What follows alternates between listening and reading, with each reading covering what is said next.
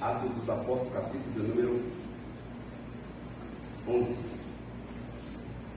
versos de número 17 e 18, diz assim a palavra do Eterno. Atos 11, 17 e 18. Pois se Deus lhes concedeu o mesmo dom que a nós nos otorgou, quando cremos no Senhor Jesus, quem era eu para que pudesse resistir a Deus?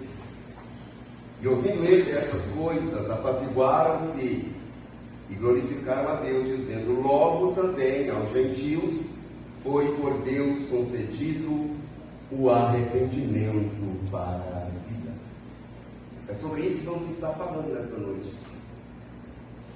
Fazendo parte da nossa confissão de fé, que vai ser mista. O arrependimento que gera vida. Arrependimento que gera vida. Mas o que é arrependimento final? O arrependimento para a vida é uma experiência mediante a qual o pecador reconhece os seus pecados, abandona e volta-se para Deus, apropriando-se da sua misericórdia.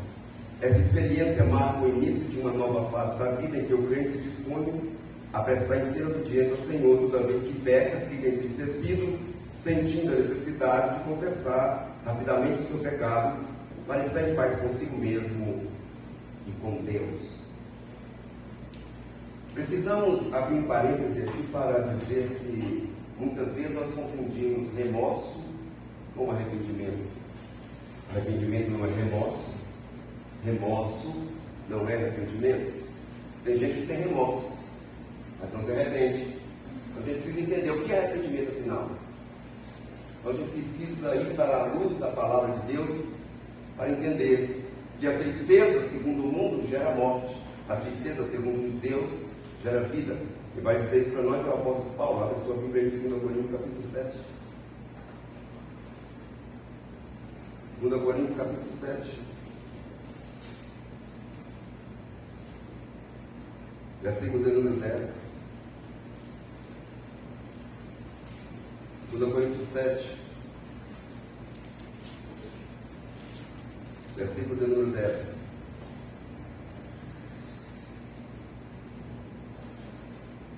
Porque a tristeza, segundo Deus, produz arrependimento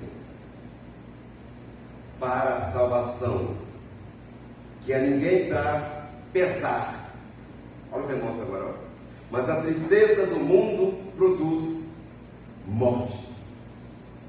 A tristeza do mundo produz morte. Agora, eu quero te levar à reflexão de dois homens na Bíblia. Um se arrependeu, o outro teve remorso.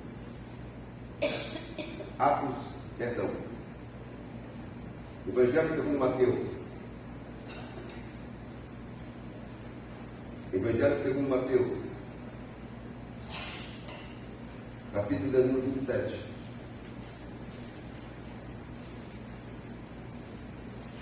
Evangelho segundo Mateus, capítulo de número 27.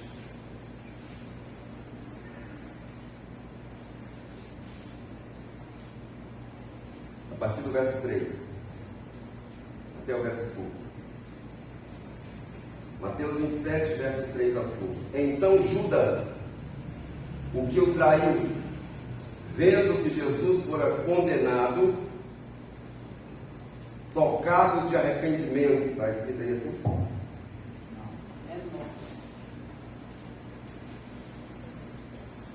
Tocado de remorso, devolveu as 30 moedas de prata e aos principais sacerdotes e aos anciãos, dizendo: pequei, traindo sangue inocente. Eles, porém, responderam: o que nos importa? Isso é contigo. Então Judas, atirando para o santuário as moedas de prata, retirou-se e foi se enforcar. A gente sabe que ele não chegou a se enforcar. A gente sabe disso. Ele saiu para se enforcar, mas não deu tempo de se enforcar. Quem vai dizer isso para nós é Pedro, lá em Atos. Ele se arrebentou pelo meio e as suas entranhas saíram pela barriga. Olha o que o remorso traz. Desespero. Desespero. Agora quer ver um homem que se arrependeu? Mateus 26. verso 73 a seguir. Mateus 26, verso 73. Logo depois, aproximando-se os que ali estavam, disseram a Pedro: verdadeiramente és também um deles, porque o teu modo de falar o denuncia. Então ele começou a praguejar e a jurar: não conheço esse homem. Imediatamente cantou o galo. Então Pedro se lembrou das palavras que Jesus dissera: antes que o galo cante, tu me negarás 3 vezes. E saindo dali foi se enforcar. Está escrito assim aí? Chorou amargamente. Tristeza, segundo Deus, produz arrependimento. Tristeza, segundo o homem, o segundo mundo, produz morte. Então não confunda arrependimento com remorso, porque remorso não é arrependimento e arrependimento não é remorso. Judas teve remorso porque ele fizera com Jesus.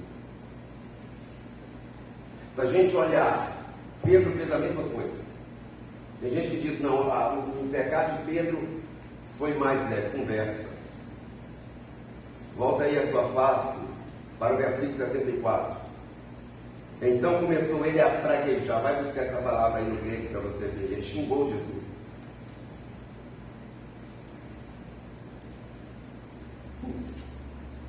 E tem gente que diz: não, o pecado de Pedro foi mais leve.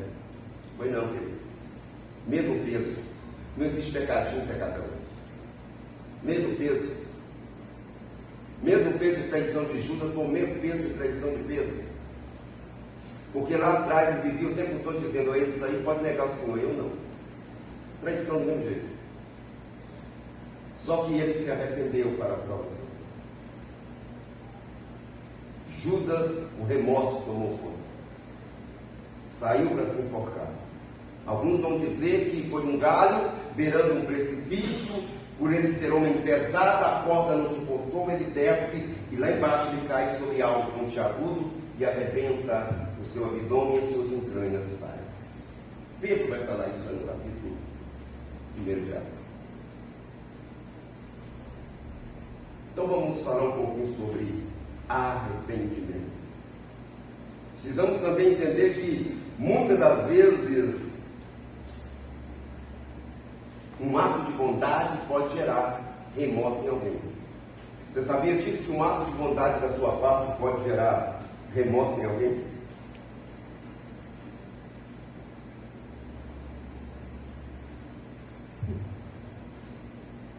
Romanos, capítulo 12. Um ato de bondade pode gerar remorso em alguém.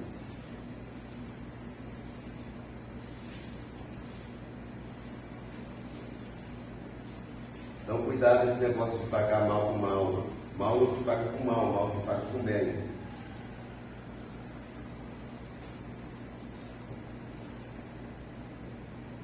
Romanos 12.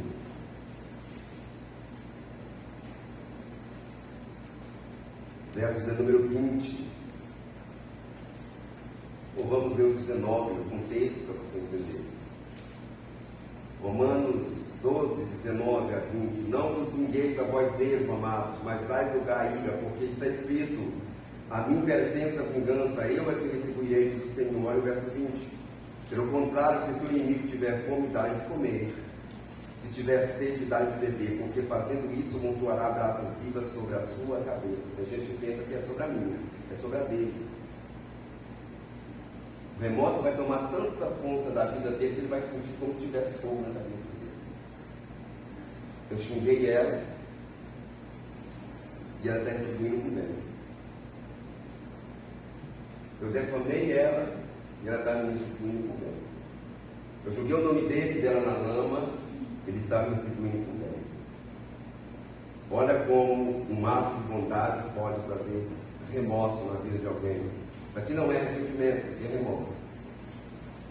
A pessoa sente remorso pelo mal que ela te fez e você está retribuindo a ela com bem. É por isso Paulo está tirando isso aqui lá de Provérbios, capítulo 25.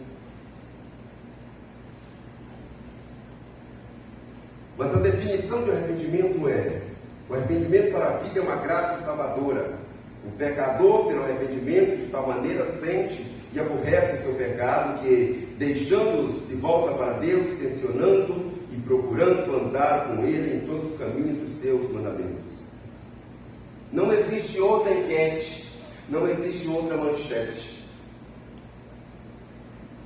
A enquete do Evangelho, a manchete do Evangelho é: arrependei-vos. Arrependei-vos. É interessante que Deus ficou 400 anos sem falar com a terra.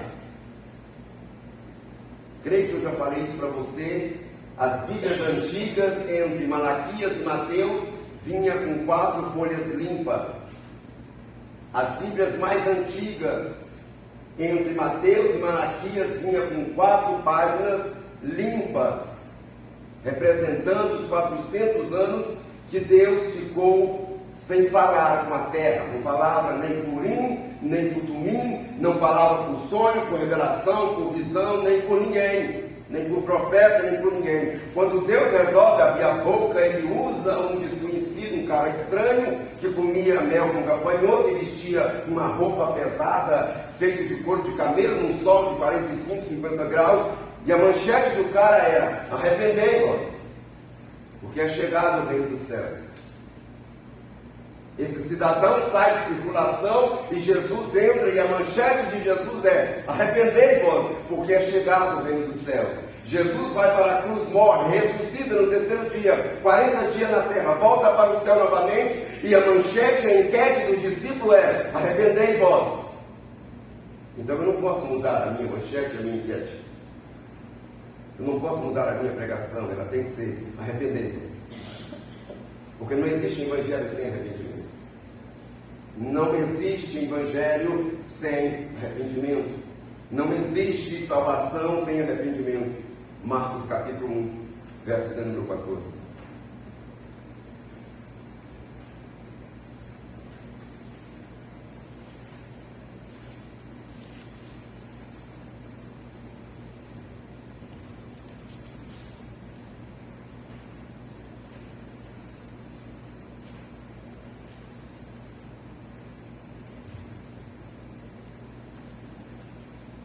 Vamos ler o verso 4. Falando de João. Marcos 1, verso 4. Apareceu João Batista no deserto, pregando o batismo de arrependimento para a remissão dos pecados. E saía a ter com ele toda a província da Judéia e todos os habitantes de Jerusalém, confessando os seus pecados, e era batizado por ele no Jordão. Agora volta a sua face para o verso 14. Depois de João ter sido preso, foi Jesus para a Galiléia pregando o Evangelho de Deus, dizendo: o tempo está cumprido, o reino de Deus está próximo, arrependei-vos e crede no Evangelho. Não tem como entrar pela porta sem arrependimento. Ou eu e você nos arrependemos ou esquece do céu. Ou eu e você nos arrependemos ou esquece de perdão. Não tem como você abrir a Bíblia e pregar para as pessoas e dizer que elas não precisam se arrepender. É bem verdade que a Bíblia vai dizer: pode vir do jeito que está, mas permanecer do jeito que está, não.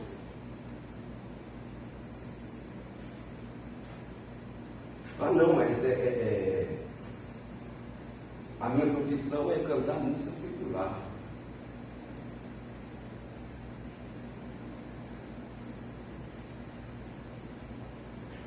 Eu vou batizar aqui, mas eu vou continuar cantando lá. É porque está assim agora aí fora. Está assim agora aí fora. Não, se a sua profissão é cantor sertanejo, aí não tem problema, não. Você batiza, participa da ceia, canta aqui no equipe louvor, mas você pode cantar lá no brega, você pode cantar lá no boate, você pode cantar lá onde a cervejada está correndo, canta lá. Afinal, é a sua profissão. Que arrependimento é esse? Que mudança de vida é essa? Que evangelho barato é esse? É por isso, amado, que está tendo adesão. Não confunda a adesão com conversão. Conversão é uma coisa, adesão é outra. Estamos vivendo um período de adesão na igreja. As pessoas estão aderindo à igreja porque sabem.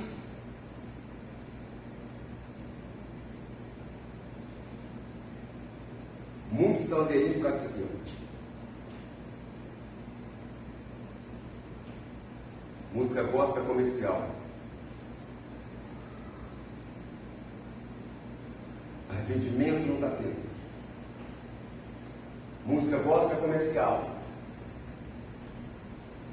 É o que nós estamos vendo. Agora, conversão genuína precisa de arrependimento. Lucas 24, 45. Lucas 24, 45.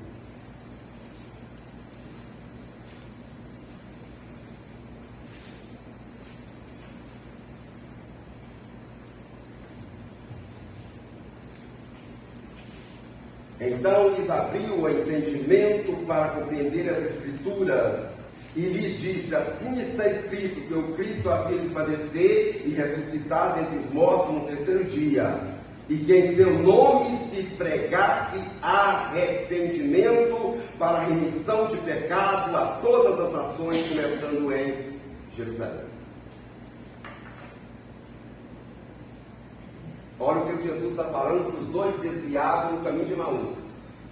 A igreja tinha acabado de ser edificada no domingo. Já tinha dois desviados. Então não pensa você que esse negócio de desigrejada da agora do século XXI, não. É do tempo de Jesus. A igreja tinha sido instituída. Quando Jesus ressuscitou, foi instituída a igreja. Já tinha dois desviados. Não tinha nem 24 horas que a igreja estava instituída, já tinha dois desviados, né? Aí Jesus vai encontrar com esses dois desviados no caminho de Emaús e vai dar um choque de realidade neles, vai começar a pregar para eles e vai dizer para eles: era mistério, era necessário que o Cristo padecesse, ressuscitasse dentre os mortos no terceiro dia, e que em seu nome se pregasse arrependimento para a remissão de pecados. Então, arrependimento para a vida é uma graça salvadora. O pecador, pelo arrependimento, de tal maneira, sente e aborrece o pecado. Segundo ponto, a necessidade do arrependimento. Ele é de tal modo necessário aos pecadores que sem ele ninguém poderá esperar perdão. Não existe perdão sem arrependimento. Não existe perdão sem arrependimento. Provérbios, você conhece de qual é salteado? 28, verso 3.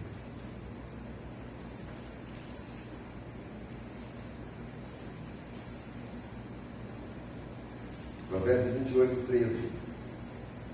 O que encobre as suas transgressões jamais prosperará, mas o que confessa e deixa alcançará misericórdia. Alcançará misericórdia. Então, é necessário o arrependimento. Porque sem arrependimento não tem misericórdia. Sem arrependimento não tem perdão. Olha o que Jesus vai dizer em Lucas 13. Lucas, capítulo de número 13.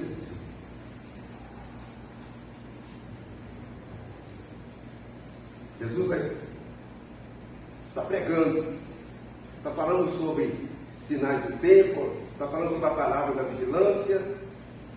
E naquela mesma hora chega alguém e interpela Jesus. E vai dizer assim: a respeito dos galileus, cujo sangue Pilato misturara com o sacrifício e os mesmos. Ninguém entende isso, ninguém sabe por que Pilato fez isso. Os galileus estavam sacrificando o seu sacrifício diário, e Pilatos aproveita o ensejo que eles estão lá sacrificando e manda soldados lá e mata eles na hora do sacrifício, e o sangue deles se mistura junto com o sacrifício que eles estão fazendo. Aí alguém chega e conta esse episódio para Jesus, e Jesus vai dizer: Pensai que esse Galileu era mais pecador do que todos os outros galileus por terem padecido essas coisas? Não. Eu vos afirmo que se porém vós não arrependerdes, todos igualmente perecereis. Aí Jesus vai contar uma fatalidade que aconteceu. No verso 4, Jesus vai contar uma fatalidade. Vai dizer assim: ou cuidais que aqueles 18 sobre os quais desabou a torre de Siloé e os matou, era mais culpado do que todos os outros habitantes de Jerusalém? Não era, eu vos afirmo, mas se não vos arrependerdes, todos igualmente perecereis. Então precisa entender, arrependimento. É necessário haver arrependimento. Se não haver arrependimento, não tem perdão. Deus vai usar pouco de Ezequiel, vai dizer: fala com esse povo aí, Ezequiel. Capítulo 18: eu não tenho prazer na morte de ninguém, mas que eles se arrependam. Por 2 vezes Deus vai falar isso. No capítulo 30 de Ezequiel e no capítulo 18, quando Deus comissiona um profeta para ser atalaia de Israel. Deus vai falar assim: eu não tenho prazer na morte do ímpio, mas que o ímpio se arrependa dos seus maus caminhos. No capítulo 18, a partir do verso de número 30, 32, ele vai dizer isso: eu não tenho prazer na morte de ninguém, mas que ele se arrependa. E ele se arrependa. Por quê? Porque é necessário arrependimento. A extensão do arrependimento. Eu não posso contentar com um arrependimento geral. Existe arrependimento geral. Aquele arrependimento que a nação toda se junta em contrição a Deus, como tinha antigamente. Lembra quando Deus mandou Jonas e a Nínive, e Jonas vai pregar lá pelos cotovelos, porque ele não queria que o povo se arrependesse mesmo? Se fosse hoje, a pregação de Jonas seria: dentro de 40 dias vocês vão se arrebentar. Essa seria a pregação de Jonas, se fosse nos dias atuais. Se Jonas falasse de linguajar do século XXI, seria essa: dentro de 40 dias vocês vão se arrebentar, porque não queria que se convertesse. Então ele vai chegar dentro de Nínive e vai dizer: uma cidade gastava 3 dias para andar nela e vai fazer com um dia. Ele vai dizer: dentro de 40 dias Nínive será subvertida. Pronto. Só que quando Deus quer, Deus de arrependimento, e a Bíblia diz que houve uma comoção, houve um arrependimento coletivo. Toda Nínive se vestiu de saco e jejuou o Senhor. Os homens não devem se contentar com um arrependimento geral, mas devem de todos procurar arrepender-se particularmente, cada um dos seus pecados. Salmo 19, verso 12. Salmo 19, verso 12.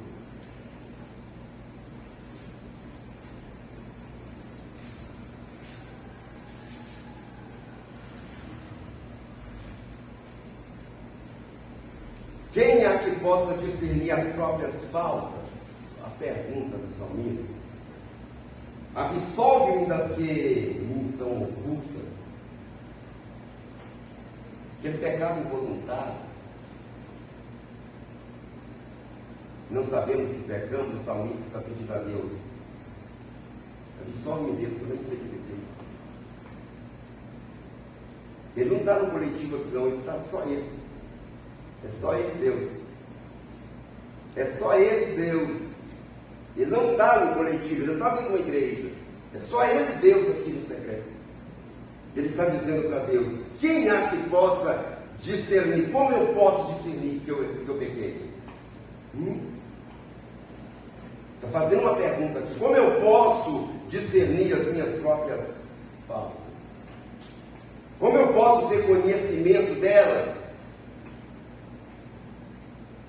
Se às vezes eu pego involuntário, então ele começa a dizer para Deus: absolve-me das que me são ocultas.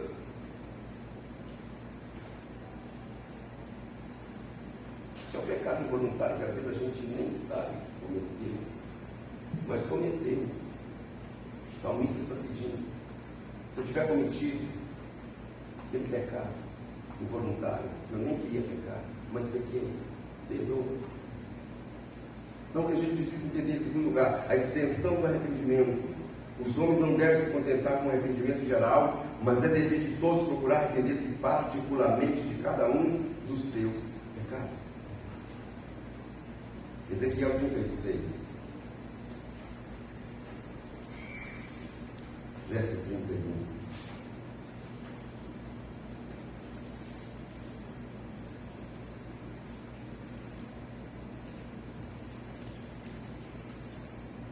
Então vos lembrarei dos vossos maus caminhos e dos vossos feitos que não foram bons, e terei nojo de vós mesmos. E tereis nojo de vós mesmos.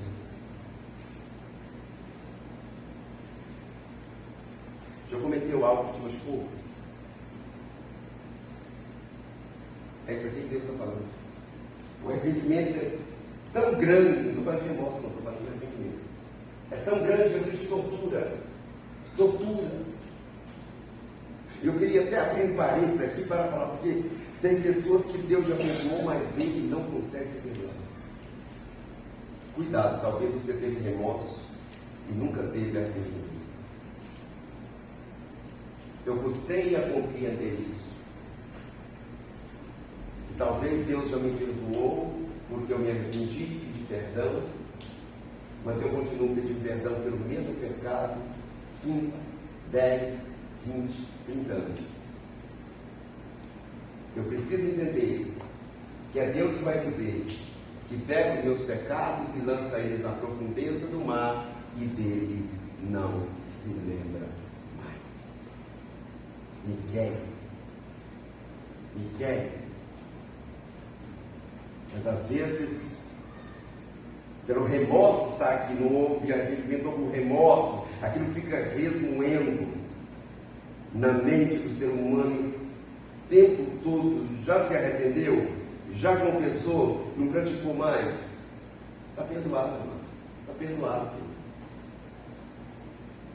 Então, para que ficar se resmoendo com isso? Olha o que Deus vai dizer para Israel: então vos lembrarei dos vossos maus caminhos, dos vossos feitos que não foram bons, e terei nojo de vós mesmos por causa das vossas iniquidades e das vossas abominações.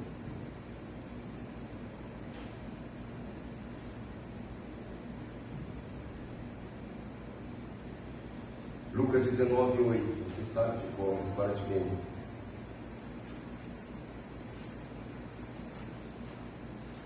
Lucas 19:8. Jesus está na casa de Zaqueu.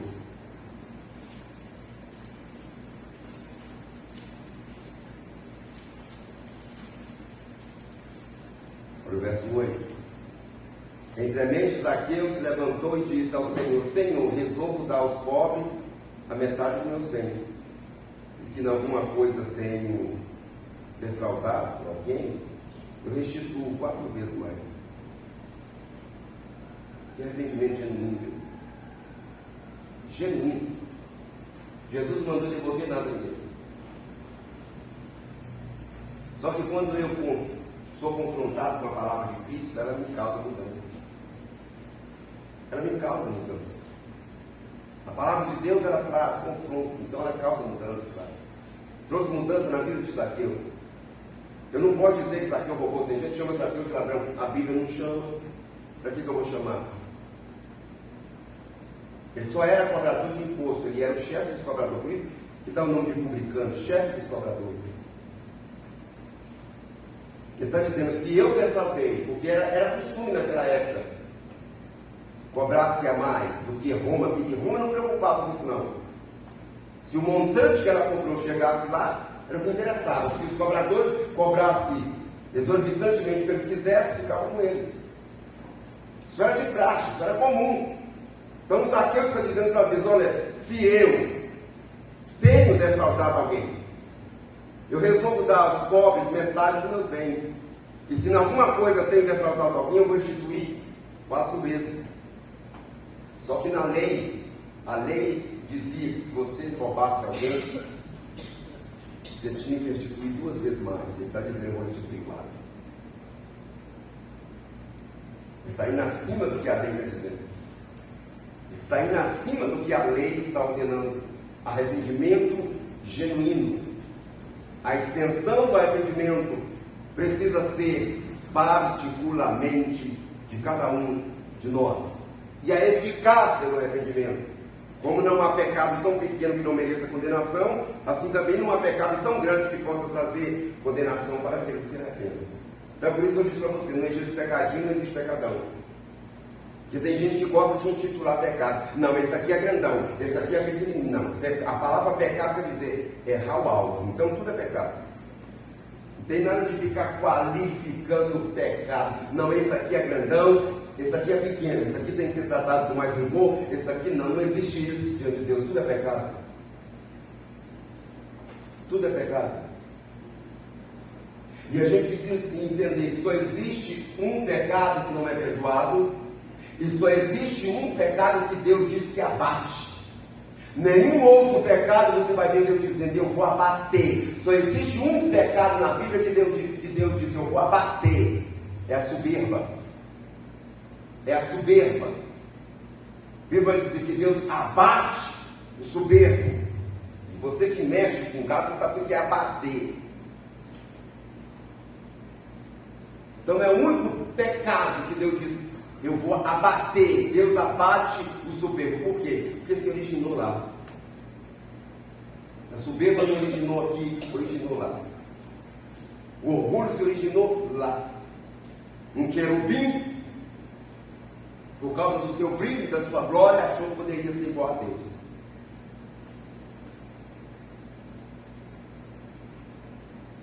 Isaías 1,18. Isaías 1,18. A eficácia do arrependimento. A eficácia do arrependimento. Isaías 1, verso 18. Ao convite da graça. Vinde, pois, e argui-me. Vinde, pois, e argui-me.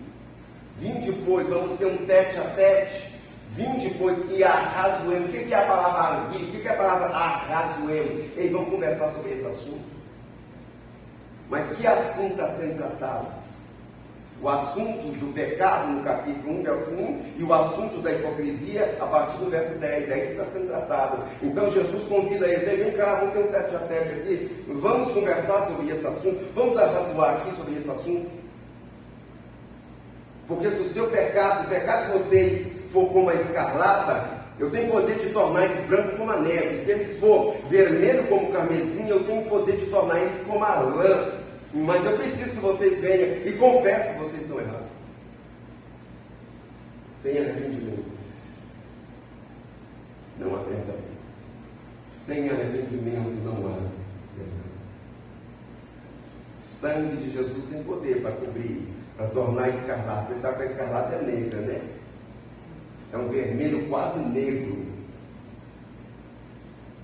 Carmesim, não precisa dizer que o sangue de Jesus Cristo é comparado com isso, né? Sangue de carmesim, vermelho demais. Duas comparações aqui do pecado. Uma, ele se torna branco como a neve, e outra se torna como a lã.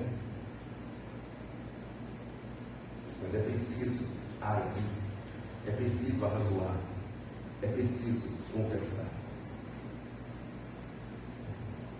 Romanos 6, 23 está escrito assim, porque o salário do pecado é a...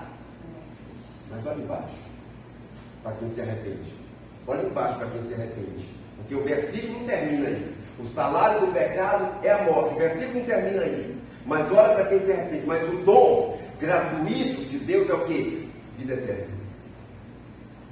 Vida eterna. Aí você vai lá para o capítulo 8 da mesma carta, a partir do verso 1, o apóstolo vai dizer, agora pois, nenhuma condenação há para aqueles que estão em... Ei, onde há arrependimento não tem condenação. Nem o inimigo pode apontar o dedo e dizer. Porque houve arrependimento. Essa é a eficácia do arrependimento.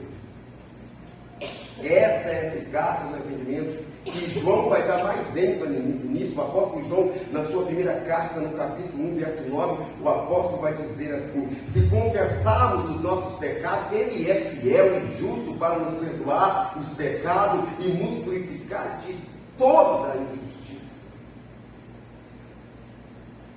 A gente já falou aqui que um pecado perdoável é a blasfêmia contra o Espírito Santo. É o único que não tem perdão nem nessa era nem na vindoura. Eu expliquei também o que é a blasfêmia contra o Espírito Santo.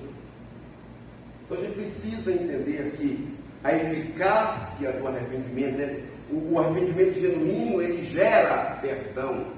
O arrependimento genuíno, ele tem poder de tocar o coração de Deus. O arrependimento genuíno, ele tem poder de mover a mão de Deus. O arrependimento genuíno, ele tem poder de fazer Deus liberar perdão. Capítulo 55 de Isaías, Deus vai usar o profeta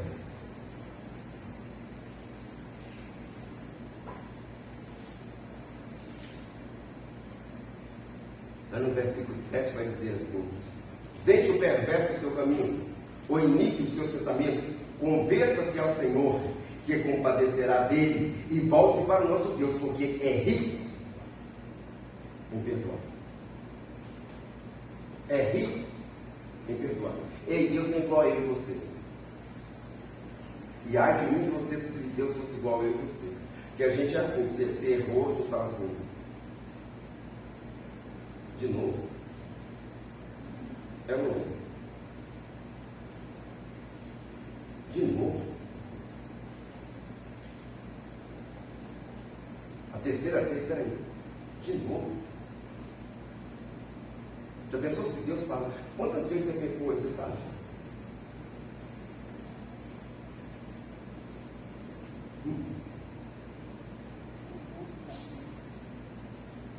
Quantas respostas mal você deu hoje dentro de casa? Para o seu cônjuge? Pensa aí. Eu não estou falando bobeira aqui. Pensa aí. Esse Deus disse isso em mim e você. Se Deus disse isso em mim e você. Vamos caminhar para o final. Em último lugar, a expressão do arrependimento. Como cada um é obrigado a fazer a Deus confissão particular dos seus pecados, pedindo-lhe perdão deles e abandonando-os a chorar misericórdia, assim também aquele que escandaliza seu irmão ou a igreja de Cristo deve estar pronto por meio de uma confissão particular ou pública dos seus pecados e do pesar que por ele sente, e declarar o seu arrependimento aos que estão ofendidos. Isto feito, estes devem reconciliar-se com o penitente e recebê-los em amor. Lucas 17, 3 e 4. Lucas 17, 3 e 4. Acautelai-vos. Se o teu irmão pecar contra ti, repreende-o. E se ele se arrepender, perdoa-o. Acautelai-vos.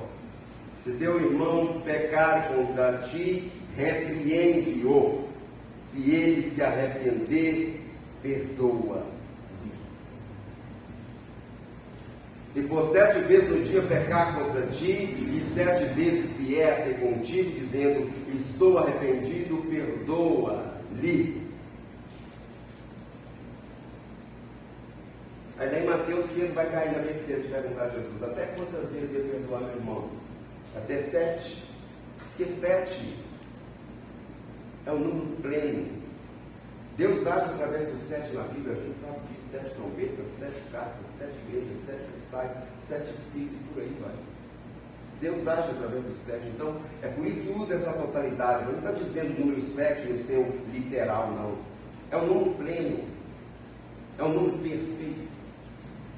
Aí Pedro vem até 7, Jesus vai dizer, não te diga até 7, mas 70 vezes 7.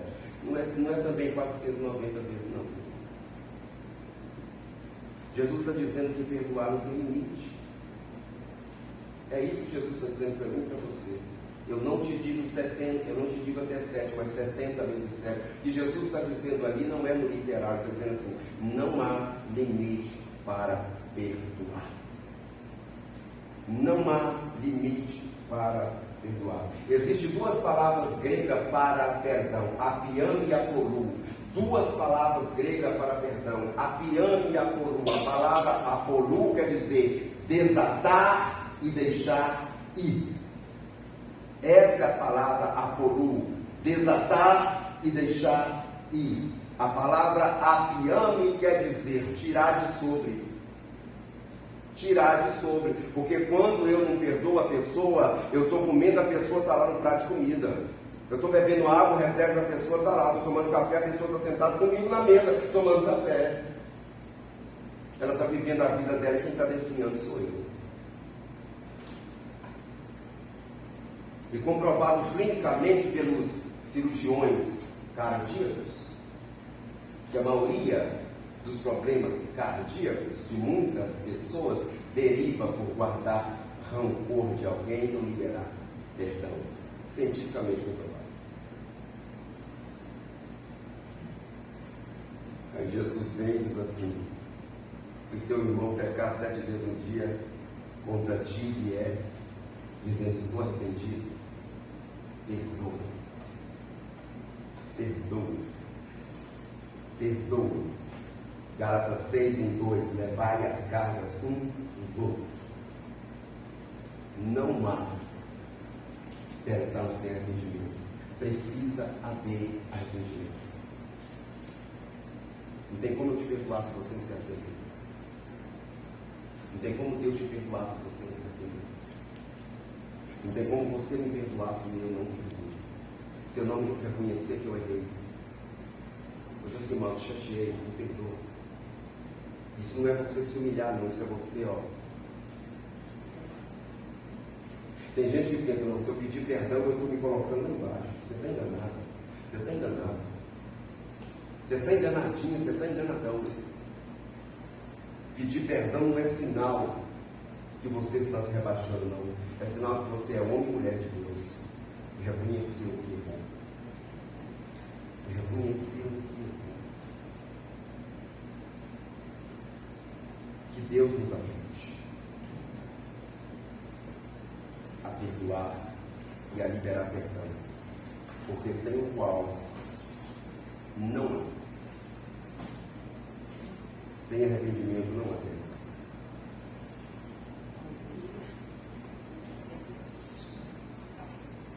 Deus, o que nós acabamos de ensinar é fácil de ensinar, mas é difícil colocar em prática. Somente o teu Espírito tem capacidade de nos ensinar a perdoar e liberar perdão.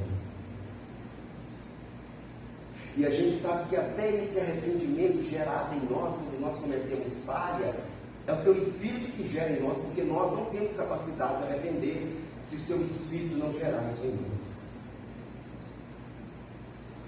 Tem misericórdia de nós, como igreja. Ajuda-nos a reconhecer quando falhamos com o nosso ser igual. Ajuda-nos a reconhecer quando nós falhamos com o nosso semelhante e nos aproximar e dizer: se te ofendi, eu te peço perdão. Deus, isso não é sinal de rebaixamento, isso é sinal que está mostrando que verdadeiramente o teu Espírito habita em nós e nos convence de que nós erramos. Ajuda-nos a cada dia a reconhecer as nossas mazelas. Ajuda-nos a cada dia a reconhecer que somos pecadores diante do Senhor. E que a cada dia nós venhamos te suplicar o teu perdão, a tua misericórdia. Porque somos falhos. Diuturnamente nós cometemos falha. Às vezes não apenas com o nosso semelhante, mas com o seu próprio Espírito. Tem misericórdia de nós. Ajuda-nos a liberar perdão. E ajuda-nos a perdoar. Porque se eu falhei, é necessário eu pedir perdão. Então tem misericórdia de nós. Nos capacita com este dom de perdoar. E nos ajuda a cada dia mais. A voltarmos às nossas faces cansadas ao trono da tua graça. Que o Senhor nos ensine a cada dia mais. o caminho do arrependimento, porque é um arrependimento que gera vida. Tira de nós o remorso e coloca em nós arrependimento genuíno. Muito obrigado por cada família aqui nesta noite representada. Muito obrigado pelos visitantes que o Senhor trouxe nesta noite para ouvir a Tua palavra, para ouvir a Tua voz, Senhor Deus. Que essa palavra caia em terra fértil e venha produzir frutos e frutos de arrependimento na Tua presença. É no nome de Cristo que nós choramos, é nesse nome santo que nós suplicamos. Amém, amém e amém.